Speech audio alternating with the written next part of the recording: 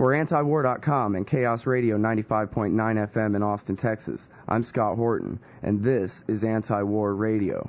The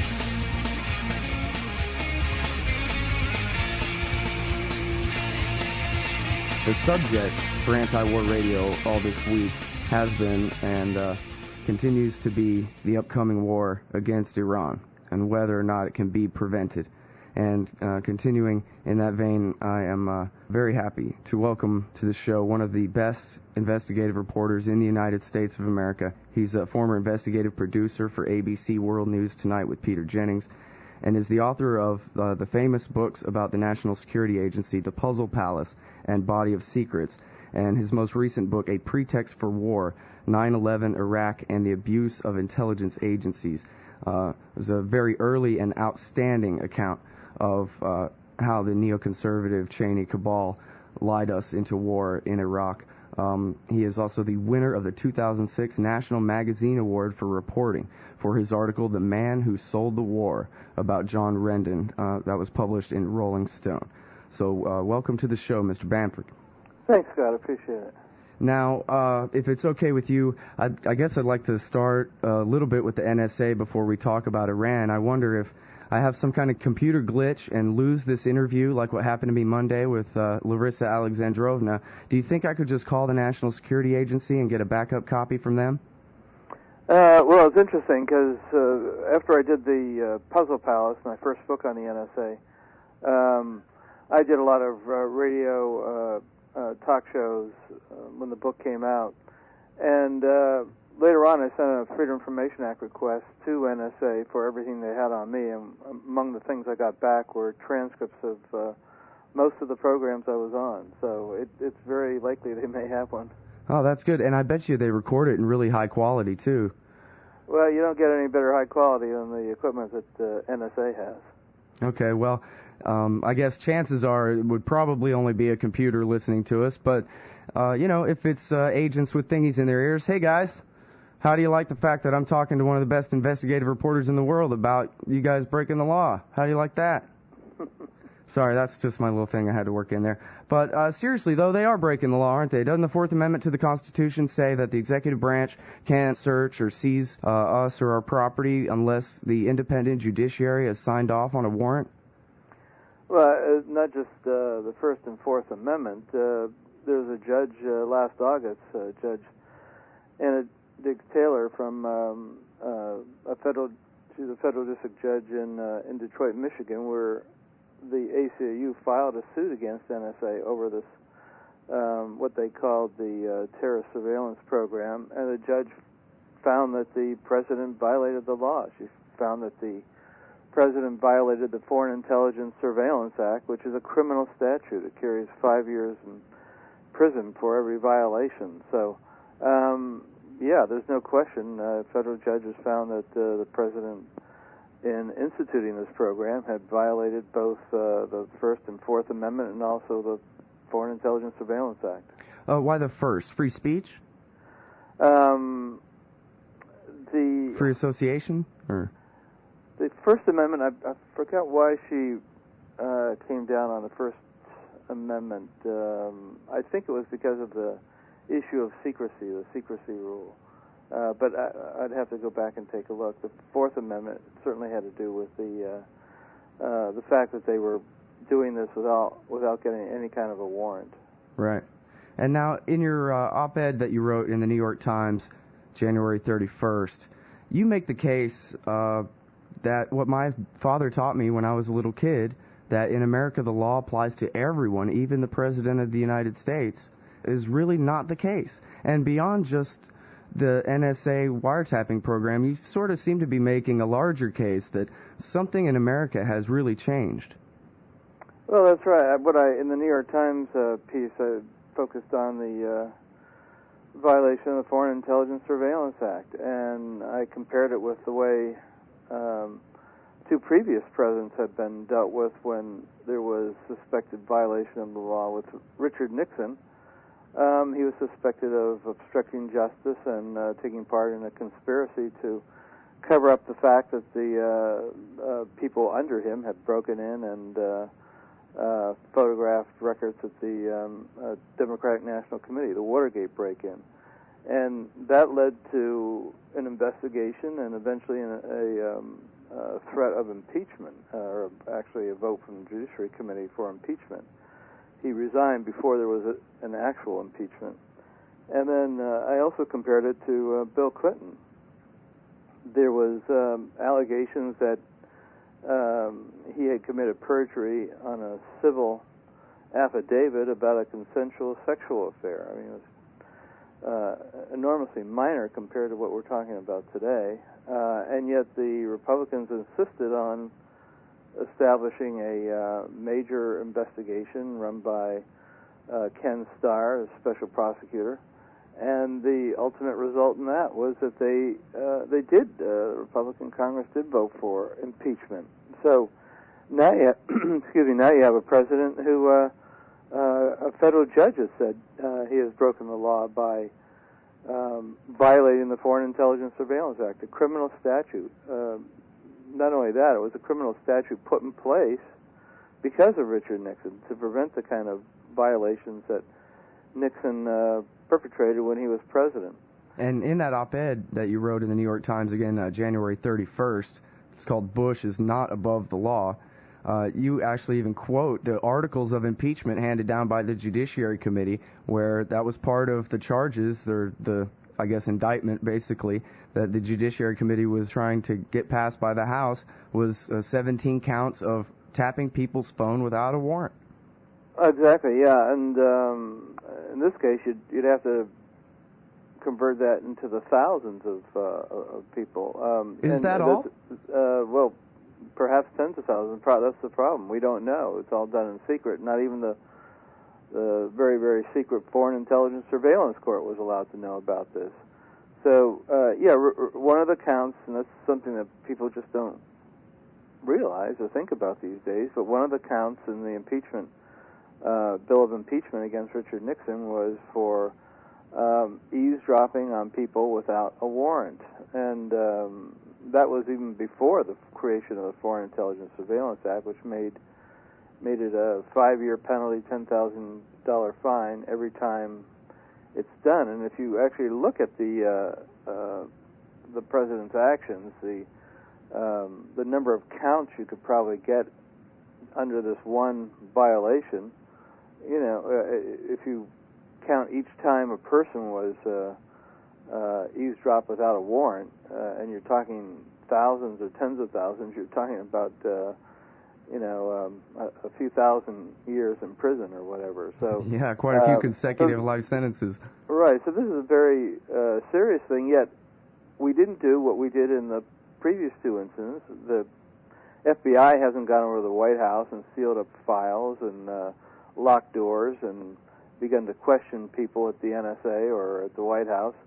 There hasn't been a special prosecutor named. There's no Ken Starr out there sniffing around for evidence of whether the president broke the law, and there's no talk in Congress about an impeachment. Yet this is probably the most serious violation in perhaps ever for in terms of a president violating the law.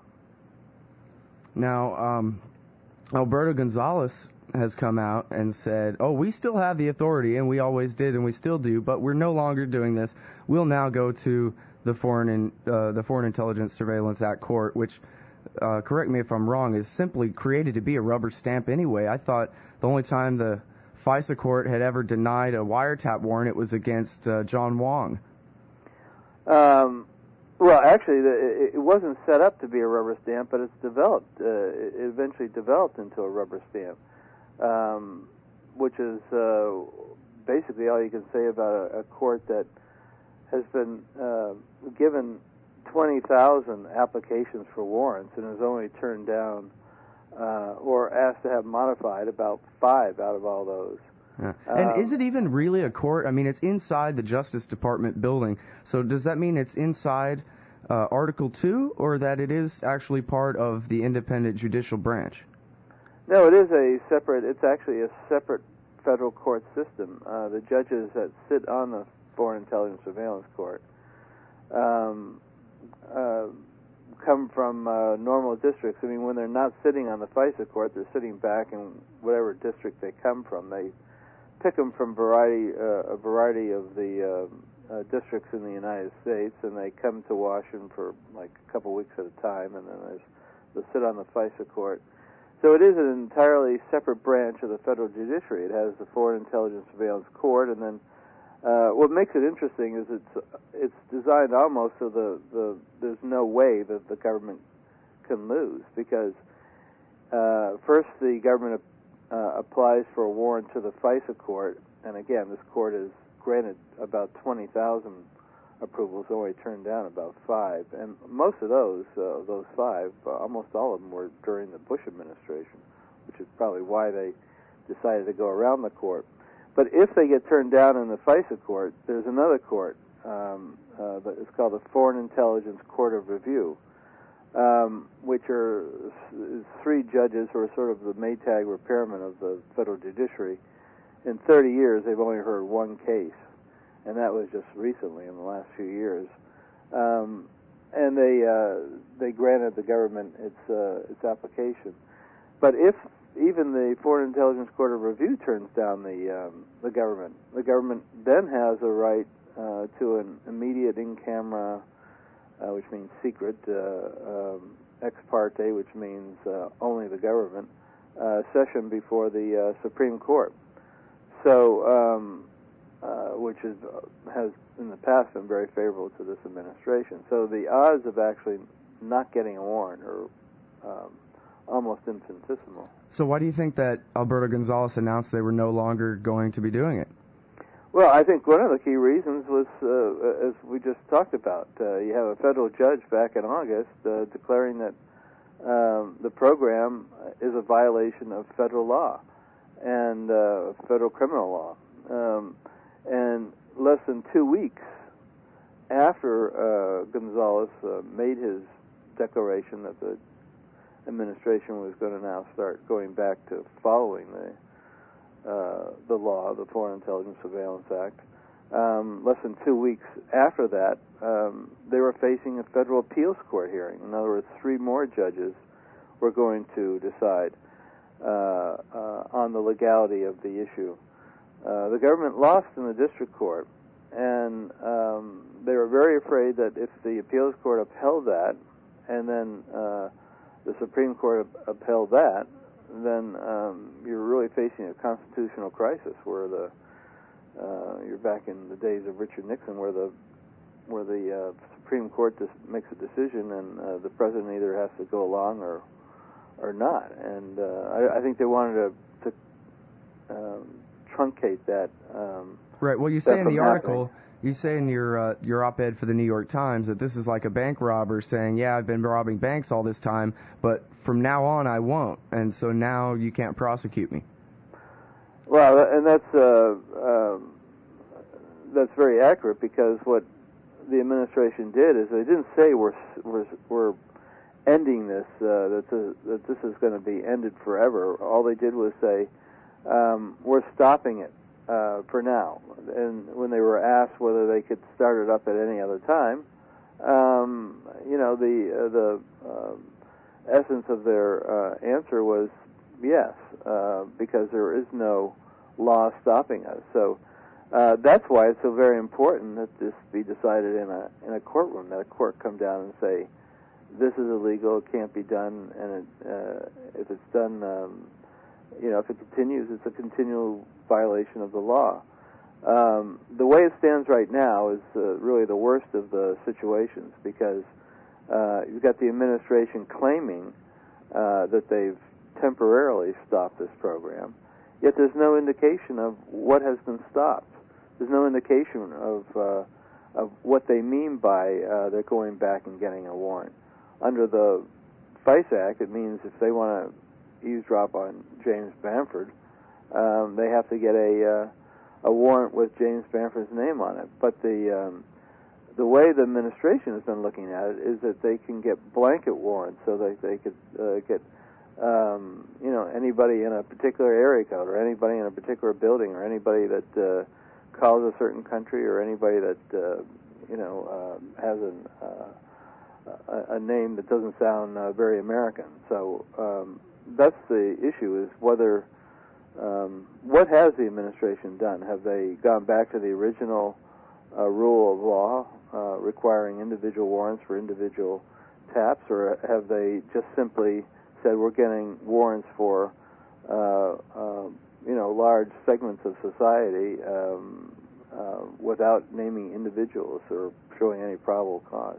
Right, which, again, to even call that a warrant would still be in direct violation of the Fourth Amendment, which stipulates that the individual people must be named. That's right there in the text of the Fourth Amendment. Well, that's right, and that's why, in a criminal case, it's known as Title III. If you think somebody committed a bank robbery, you go into a judge in a federal court and ask for a search warrant, or you ask to get some eavesdropping device put on the person's phone. But you have to go into a judge and ask for that warrant, and it doesn't. The Constitution doesn't say anything about the Fourth Amendment only applies for bank robbery. It applies to everybody for all reasons, and that was the entire reason they created. The Republicans and the Democrats created the Foreign Intelligence Surveillance Court back in 1978, so that even in national security and intelligence areas, the Constitution is complied with and warrants are issued. And even under FISA, there's emergency provisions where, if they track Al-Qaeda terrorists to America or something, where they can tap his phone for 3 days before they let the judge know anyway, right?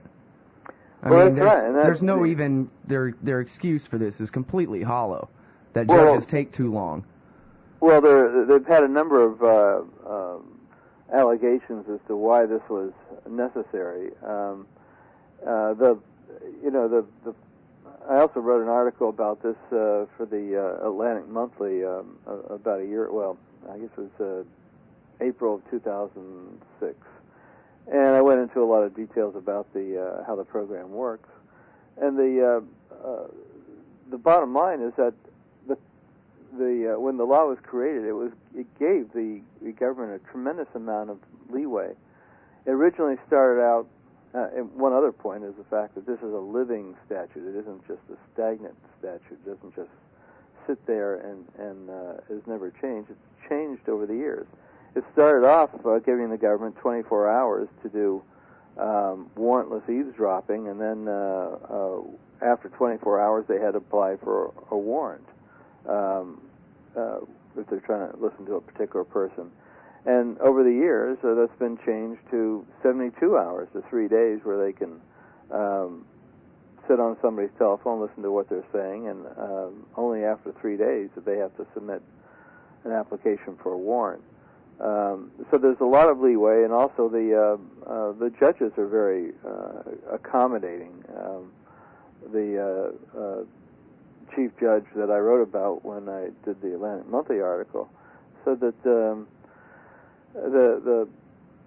the government would come to his house at 3 in the morning sometimes. They would come on a Sunday afternoon, and he would have no objection. He'd get up in the middle of the night, or he'd take time off a Sunday afternoon to sit in his living room and read over a warrant and sign a warrant. So the government has 3 days of unlimited eavesdropping before they have to get a warrant. When they do get a warrant, a judge is available 24 hours a day, 7 days a week. And even in a time of war, the statute provides that a president has 15 days worth of warrantless eavesdropping, but he doesn't have 15 years. And right now it's been going on for 5 years. And to be, perfectly reasonable and constitutional about this, the Congress doesn't have the authority to let the executive branch search people for 3 days or 15 days without a warrant, wartime or otherwise. The Constitution says what it says until they amend it. Well, exactly, and the whole issue here is, and nobody's talking about 15 days anyway. We're talking about 5 years, and the interesting thing here is we wouldn't be talking about it all if the New York Times didn't come out with a story discussing this. If they hadn't come out with this story, this would still be going on. It would not have gone up to Judge Taylor to rule that it's illegal. The illegality would be unknown to anybody. So that raises, interesting questions such as what is it that hasn't been reported yet in the press? What is it that's going on that is secret, that's a violation of the law that we don't know about? It's really a shame, I think, to see the New York Times finally get something right and to be roundly denounced. I think probably the next time they have a scoop like this, they're going to be much less likely to publish it after being, threatened and called traitors and the rest of it.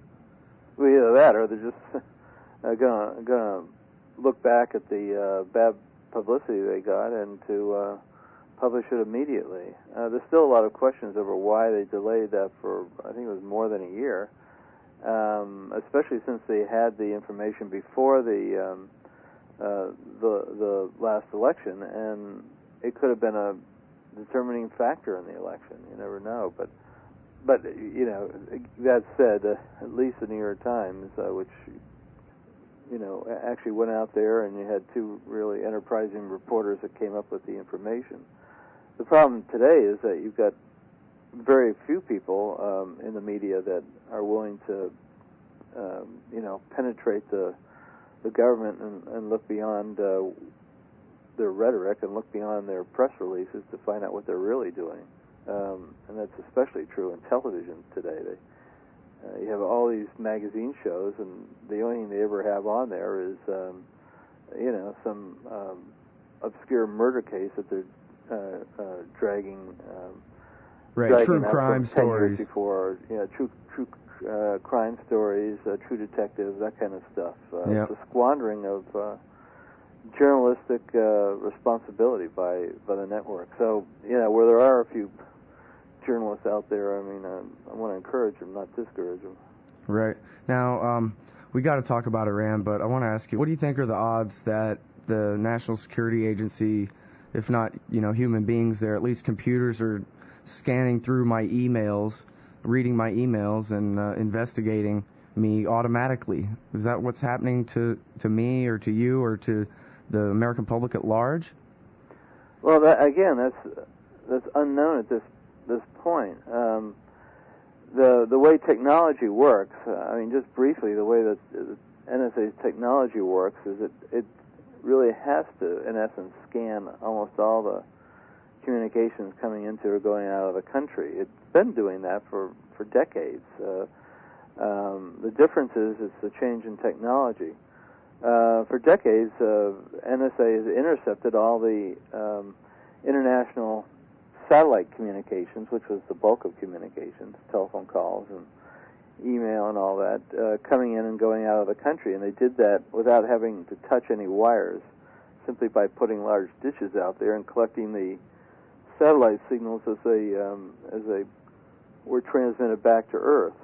The problem is that the telecommunications industry has largely shifted from using satellites,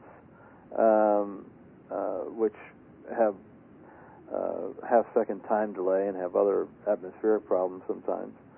They've shifted to using transoceanic and buried fiber optic cables, which are far more difficult for the NSA to tap. You have to put a submarine at the bottom of the ocean, which is conceivable, and they do have a submarine that can do it, the Jimmy Carter, but ironically, the Jimmy Carter.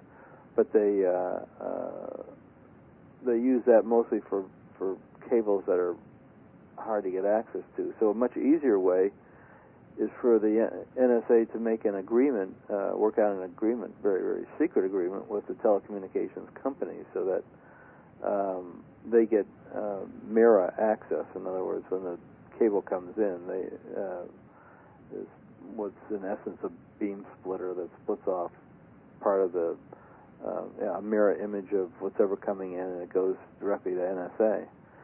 So technologically, NSA has to be able to have access to the entire international streams of communications coming and going into the United States and out of the United States in order for them to do this operation. This is Anti-War Radio. I'm Scott Horton, and I'm speaking with investigative reporter James Bamford, author of A Pretext for War, 9/11, Iraq, and the abuse of America's intelligence agencies. And we need to switch gears here to Iran. Your last article for Rolling Stone was called Iran, the Next War, and I thought of it when I heard that Condoleezza Rice was denying that she ever heard of the 2003 peace offer from Iran, where they offered basically to give up everything. And Flint Leverett, who was a former State Department staffer, is saying, oh yes, she did too see that plan, I know she did, etc. And there's that war of words going back and forth there.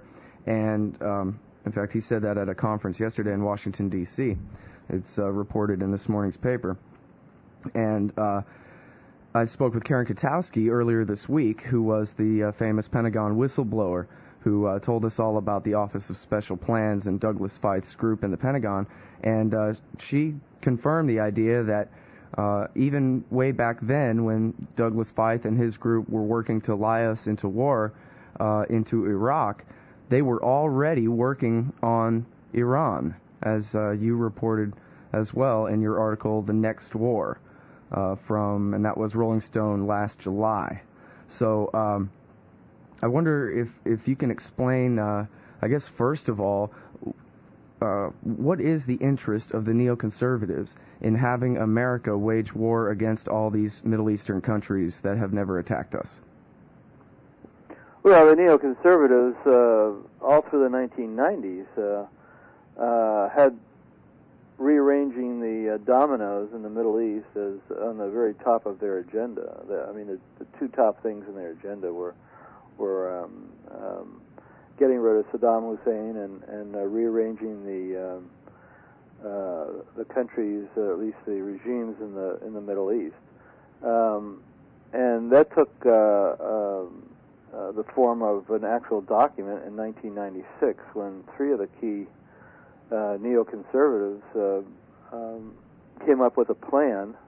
They were at the time working on behalf of Israel. The Israeli government's new prime minister, Benjamin Netanyahu, came in, and they were trying to create a foreign policy for Netanyahu. And that foreign policy took the form of this document that they created. They gave it a name called A Clean Break, which meant a clean break from the past and a more aggressive future. And in that document that they created in 1996, and the people who were among the people behind it was Doug Feith, who ended up becoming the third-ranking person in the Pentagon and one of the chief architects of the war. Richard Pearl is head of the Defense Policy Board. And David Wimser was a third person, and he was one of the people who helped create this false image that Saddam Hussein and Al Qaeda were closely linked. That was just rejected last week by the Defense Inspector General. So you have, and then he went on to become Dick Cheney's chief Middle East advisor, which is where he still is. So you have these three people who ended up being three of the key players in the administration's war in Iraq and preparations for war in Iran, who started out by arguing basically for the same thing, arguing that Israel go in and do this war, oust Saddam Hussein, move into Lebanon and Syria, and take over Iraq. So this plan had been on the table for a long time, and they finally had a president who was sympathetic to it, George W. Bush, and then finally an opportunity, which was 9/11. All right, now back to the time right around the invasion in early 2003 and Iran's attempt to make peace with the United States. There was the gigantic offer that was first reported in the Washington Post last summer and is now being debated. But there was also a deal that the Iranians were trying to work out, and I believe you say in your article that the non-neocons in the White House were working on warming relations, trying to have a rapprochement with Iran because we were about to invade their next-door neighbor and wanted to be on more friendly terms with the regime, and that the neocons intervened in an Iranian offer to turn over al-Qaeda guys if we would turn over some members of the Mujahideen al-Khalq to them. Is that right? Yeah, excuse me. That's correct. What just to break it down to its simplest terms, what was going on was that you had the White House, which was fully consumed with preparations for war in Iraq, and they were somewhat neutral on the issue of what to do about Iran. You had the State Department that was pushing for more moderate actions towards Iran because, as you just mentioned, it was one less factor we wanted involved in a war in Iraq, and they wanted the State Department was pushing for diplomacy. On the other hand, the Pentagon, Fife, Wolfowitz, Rumsfeld, Pearl, and all the neocons, they were pushing for regime change in Iran. They saw this as the big push, first Iraq and then Iran. So they were on the opposite end of the spectrum. You had the State Department was pushing for diplomacy, and you had the Pentagon that was pushing for regime change, and they were both pushing the White House to come out with the plan that they wanted. The problem was that at the Pentagon, you had the person who was in charge of the Iran policy, a guy named Larry Franklin, who decided to violate the law. He took very, very secret documents, top secret code word documents, and passed them on to the Israeli lobby, the AIPAC, which at the time was on the same side as the neocons at the Pentagon. They also wanted a regime change. So you had those two groups coming together very secretly, and you had Franklin passing top secret documents to AIPAC. At the same time, AIPAC wanted to use Franklin as their agent of influence in the White House, and they actually tried to get Franklin implanted in the National Security Council, where he'd be able to exert a lot of influence, and that influence all being directed at launching a war against Iran. The only reason we know this now is because at the time, and actually for more than a year, or probably a couple years before that, the FBI had been investigating AIPAC, and they had been tape recording secret meetings that AIPAC was attending. And so, in the course of doing that, they tape recorded these conversations between Franklin, who at the time was a senior Pentagon official in charge of in charge of Iran policy, and two of the leading people in the American-Israeli Public Affairs Committee, the AIPAC. So they tape recorded that conversation where AIPAC was saying, "We're going to put you in the White House at the elbow of the president." That's the words they used. And the bottom line was that after the FBI decided to pull the cord and do the arrests, Franklin was arrested, and he pled guilty. He admitted to everything, and he was sentenced to 12 years in prison for this. And now he's agreed to testify against the two AIPAC officials who were also arrested, and they're facing trial this coming June. Oh, has it been put off to June? I thought it was going to be in April. They keep putting it off. It's been put off for 2 years now. There's a lot of issues, especially dealing with classification and what can be presented and so forth that are constantly being decided by the court in the case, and also the defense. They just didn't have it put off forever, but it looks like now June is a fairly realistic date for the trial. The defense had been hoping that the judge would throw out the case on a number of grounds, but the judge didn't throw it out, and as of this moment, it's scheduled to go to trial in criminal court, federal criminal court in June. And Larry Franklin, who's facing 12 years in prison now, will be testifying for the prosecution against AIPAC. In other words, saying just what I was talking about, the fact that he was both being used by AIPAC and using AIPAC. They were using each other in order to get the president to agree to war in Iran. That was the bottom line. They both wanted war in Iran. They wanted regime change in Iran, and neither side minded breaking the law in order to get it. Well, there have been various, I guess, branches of this same investigation when it was discovered that Ahmed Chalabi was an Iranian spy and was giving the Iranians information such as the fact that the NSA had broken their codes. A lot of these guys were polygraphed. The whole Office of Special Plans, really, it was, I think, in UPI that Doug Feith himself and I forget if it was Wolfowitz or others in the Office of Special Plans, were under investigation with along with Larry Franklin. And I wonder why you think that Franklin was the only one indicted. Well, Franklin was the only one indicted, I think, because the FBI was looking at this. Franklin wasn't the only one indicted. Franklin was the only government official indicted, but I think it's because Franklin was the only one that was attending these meetings. Franklin was the only one who was caught on tape recorders talking about this to AIPAC. Franklin was the only one that was caught delivering the documents.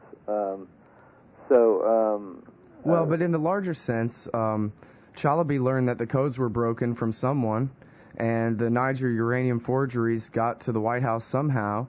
And as Bob Dreyfus and Julian Borger have reported, and I believe you confirmed as well in your book, A Pretext for War, the Israelis were producing fake intelligence in English out of Ariel Sharon's office and stovepiping it straight up through the Office of Special Plans into the Vice President's office. Seems like a long list of felonies if I were a prosecutor. Right. Oh, I completely agree. I mean, you were asking, not my opinion, but why I think they ended up doing that. I also did write about Chalabi in both my book, Pretext for War, and also my article for Rolling Stone, The Next War, Iran. And I pointed out the fact that the FBI had a lot of indications that Chalabi was behind that. Is an extremely damaging act of giving away the fact that the United States had broken the encryption system for the Iranian diplomatic communication system. By giving that information up, it meant that the United States could no longer eavesdrop on what Tehran, the leaders in Tehran were saying to their embassies around the world, including the embassy in Baghdad. So it was extremely damaging, and they suspected Chalabi. The problem was Chalabi was not in the United States. Chalabi was overseas. He was in Iraq at this point. And even though he was in Iraq, they actually raided his office and his house looking for evidence. But they couldn't go very far with the investigation because he was overseas, and he'd be in London part of the time. So right now, the investigation appears to be staggered and not going anywhere. But as I pointed out in the Rolling Stone piece, there was a time when, it was about a year ago, that Chalabi was planning to come to the United States and make one of his visits. He was going to go to the American Enterprise Institute and a number of other places to give talks and maybe do some fundraising. The FBI knew about that, and the FBI wanted to grab him and question him because he was considered a suspect in this case. And even though he was coming to the United States, and even though he was a suspect in this case, according to senior FBI officials I talked to, the State Department refused to allow the FBI to get anywhere near Chalabi while he was in the United States, which is absolutely bizarre. Here you have somebody coming over that's a suspect in a very, very serious espionage case, and the State Department refusing to allow the FBI to question the person while they're on U.S. territory. So I thought that was outrageous, and that's, I think, one answer to the question you had is why they haven't been arrested yet. Right. Now, the Niger uranium forgeries, it's interesting, you talk about the Rendon Group and Ahmed Chalabi, and I believe it was in your article that I read that there were some former CIA guys involved in the Rendon Group after it was basically turned over to the Pentagon as an operation, but that I just wonder, Ghorbanifar is floating around, Ahmed Chalabi is floating around, obviously the neoconservatives, and the Rendon Group, which is, as you so thoroughly documented in your article, The Man Who Sold the War, the propaganda ministers floating around. And I wonder whether you think that the Rendon Group or some of these former CIA officials might have been involved in the Niger uranium forgeries. Well, it's hard to say. There certainly are indications out there. I mean, one of the things I've always done when I write, whether it's books or articles, is I don't write speculation, I write facts. So until I get the facts, I can't write what actually happened. So it's still a mystery to me, but there certainly are indications out there that something like that might have happened. Now, some things that are facts that we can get back to are that this guy Ghorbanifar, Michael Ledine's friend from back in the Iran-Contra days, has been working very hard. For some reason, the Iranians let this guy travel around freely, and he's been working really hard to lie us into war in Iran the same way that Chalabi and the INC lied us into Iraq. Well, that's what's so very interesting, is the fact that you had these two tracks going on. There's been a lot of attention focused on the Iraq track because we're at war with Iraq right now and how we got into it. But in my Rolling Stone article, what I did was I went back and took a very close look at the Iran track, and you could see how they were so parallel, not only in terms of a timeline, but also, since they were going on at the very same time, but also in terms of the structure of the approaches to regime change in Iraq and regime change in Iran. So with regard to Iraq, you had the neoconservatives coming up with their man Chalabi, who was rejected by the CIA as being a con man years before, back in the mid-90s, having them come up with Chalabi, and then Chalabi coming up with all these defectors with phony stories about Iraq WMD, and then trying to slant all the bad intelligence in favor of what was going on in Iraq. And at the same time, you had very similar activity in Iran. You had, instead of Chalabi, you had this guy called Manacher Ghorbanifar, who was notorious from the days of Reagan administration Iran-Contra. He was a Iranian with ties to Israel who had helped get the United States involved in the Iran-Contra affair. And tying it all together was bringing back the person who was largely responsible for the Iran-Contra, for creating the Iran-Contra affair, Michael Ledeen. And so what took place at the same time, you had one group trying to push the United States into war with Iraq. You had, and using Chalabi to do it, you had Michael Ledeen and Larry Franklin and a few other Pentagon officials meeting secretly with Manacher Ghorbanifar in Rome. This is all in the fall to winter of 2001 to 2002, when the push was on to have regime change in both Iraq and Iran. So you had this parallel process going on. Then eventually the decision was made to focus on Iraq first, and then they, if you go back and look at the rhetoric, this is all going to take maximum about 6 weeks. Regime change in Iraq, then they'd have a new government in, and everything would be very happy. And then once that's over with, then they move on to Iran. I mean, the problem was the Iraq war is going to be taking maybe 6 decades, not 6 weeks. So that was the fly in their ointment, and I think the only thing that prevented them from going ahead on the original plan to move into Iran after a quick victory in Iraq. Well, and I think some of us were, I guess in a way, trying to see the silver lining in the fiasco that is Iraq, and that perhaps America was too weak to go on with the rest of the regime change plan.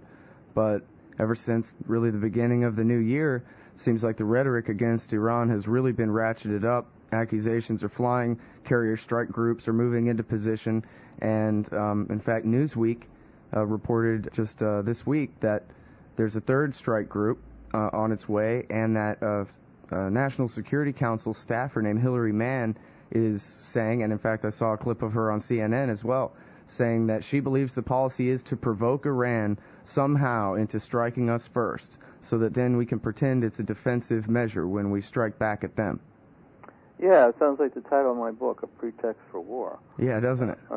Which, by the way, if I may say, hold that thought 1 second. A Pretext for War came out in, I believe, early 2004, spring or summer of 2004, and it was at least as far ahead of the curve as the writings at antiwar.com. And to see, all this stuff coming out about Doug Feith now, where it's actually on TV that Doug Feith was doing this stuff now. Yeah, they could have read about it in your book a long time ago. Well, I appreciate it, and since it was a book, I had to, I actually had to write it and have a manuscript in and all that long before it came out. So, I was looking at this from the very beginning as a pretext. The first time I wrote about it was I wrote an op-ed piece for, actually wrote 4 op-ed pieces for USA Today in the run-up to the war back in 2002, starting in August. I think once a month I did one. And one of them, I think the one in August, either August or September of 2002, was, I think that was the title, Pretext for War. Because I could see it back then, what was happening, and that was when I was working on my book. So when the administration comes out and says, well, back then everybody thought that there was WMD in Iraq and so forth, and all these countries, and that's nonsense. There were lots of people at the CIA, lots of people in Congress, lots of people in the public, lots of people in foreign countries that didn't think that there was WMD in Iraq. And just one quick reason why a lot of people at the CIA, which is a group that I had talked to when I was doing my book, never thought that. And these are people I talked to before the war, and they were telling me that they didn't think that Iraq had WMD because if you look at historically, when they're viewing countries, what they look for are 2 things. One is whether they're making a warhead, a nuclear warhead, which is difficult to determine because they could do that in a laboratory under a closed building without anybody getting access to it. But no country has ever developed a warhead without simultaneously developing a delivery system. And delivery systems are things like 3-stage missiles that you can't test within a laboratory. They have to be done outdoors, and they're very large, and you have to test rockets and so forth. And those are things that you can see from space, with satellites that, have a very high resolution. And since they never saw any indication that there was a development, a parallel development of a delivery system, most of the people I talked to in the intelligence community felt that there was no indication that Iraq had WMD. So this was information that was pretty much ginned up by the Pentagon, this sort of ad hoc Pentagon intelligence group that was created by Feith, and by the top floor of the FBI, the top floor of the CIA, George Tenet, and his cronies who were trying to, he wanted to have his FaceTime with the president every morning, and he didn't want to tell the president what his people were telling him, which was that there wasn't any WMD over there. So he told him, "Don't worry, Mr. President, it's a slam dunk," and that's how you got to where we are today. Now, are you aware, I just read this in an article this morning, the next interview I have lined up is Bob Watata, whose son Aaron is a lieutenant in the U.S. Army who has refused to deploy to Iraq. And in doing research for him, I found that the reason he says, or one of the reasons that drove him to refuse to deploy to Iraq, is that he read A Pretext for War by James Bamford and knew then that it was an illegal war and that he would not go along. Yeah, I'm very honored that he did that. I've got a tremendous amount of admiration for Lieutenant Watada's courage in deciding not to go over. I mean, that's one of the factors that you have to consider here. Is that the bottom line, no matter what Cheney and Rumsfeld and Bush decide in terms of wars, if people didn't go over there, there wouldn't be a war, especially with a voluntary army. So if you had more people doing what Lieutenant Watada did, we wouldn't be in a war over there. People would just say, this is illegal. You've got numerous violations of the law that are taking place over there, having U.S. invade a country without any justification and so forth. And so if you had more people doing what having the courage of Lieutenant Watada, ideally you wouldn't have a war. You wouldn't have anybody going over there. All right, now one last subject, if you don't mind. I'd like to ask you about something that we touched on the last time we spoke, and I guess it's been brought up here a bit in terms of the Rendon Group and such, but the privatization, the wholesale privatization of America's intelligence function. I believe you told me last time that approximately half of the CIA is contracted out now. And I wonder what you think the implications are there for the rule of law, and what does it mean when you have government agency authority passed to these private corporations? Well, I also wrote about that for the New York Times. I did an op-ed piece several years ago. Actually, it's back in 2004. I wrote an op-ed piece for the New York Times on that same topic, and it wasn't about half. It was more than half of the CIA was privatized, was contractors as opposed to staff employees, which is very scary, and that was back in 2004. I mean, this is 2007, so and it's been going in that direction ever since. So you got a huge amount of the American intelligence community that is made up of people that are in essence beyond the reach of Congress. They're not really accountable to Congress. These are private people. They don't work for the government. They are people that nobody knows. Congress doesn't know how many there are, who they are, where they're coming from. It's this big black hole, and it's very scary because if you've got not only you have wars going on that were that virtually everybody declares as a mistake these days. Where do you put the responsibility if everything's being run by private contractors, companies people have never even heard of? So, yeah, it's a very worrisome situation, and it's continuing to go in that direction. So, I think that's something that this Congress has to start getting a handle on. They're responsible for oversight, and this is a critical area that needs a lot of oversight.